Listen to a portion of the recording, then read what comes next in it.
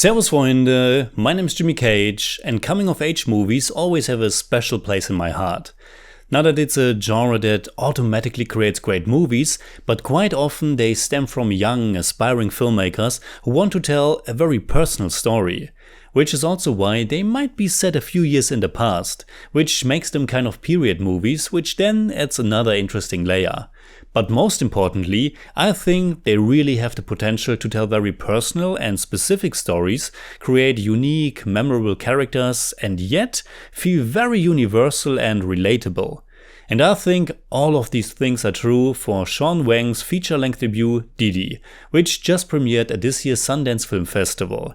It's a story of the 13-year-old boy Chris, or Wang Wang, or Didi, which means little brother in Mandarin, and is also often used as an endearing term many Chinese parents call their younger sons. Chris is the younger son of Taiwanese immigrants. He lives with his mother, his grandmother, and his older sister in Fremont, California, and his life is very much characterized by all of the new, exciting, and uncertain things that are going on when you are at that age.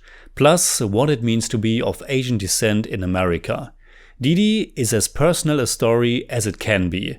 It's filmmaker Sean Wang's own life story. The bedroom of our protagonist is director Sean's very own actual childhood bedroom.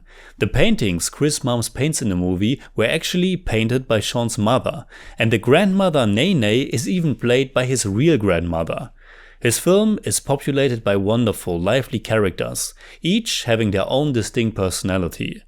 The movie is doing a great job capturing that particular time in a young teenager's life where everything is changing, where you are trying to figure out where you belong, what you are interested in, how to interact with your first crush, and so on. And while the main conflicts are laid out very early on, the initial segment of the movie, like so often, is characterized by a lot of comedy as well, that perfectly stems from the characters and the dynamic, youthful filmmaking. But as the movie progresses, it becomes more serious. It becomes clearer how difficult it really is, and how much shame is involved, how much him being Asian influences his daily life. Over the last few days, I have seen quite a few coming-of-age movies, or at least movies with very young protagonists, and one connecting element was certainly how important, how crucial, how even life-changing little remarks or moments can be to a child or adolescent.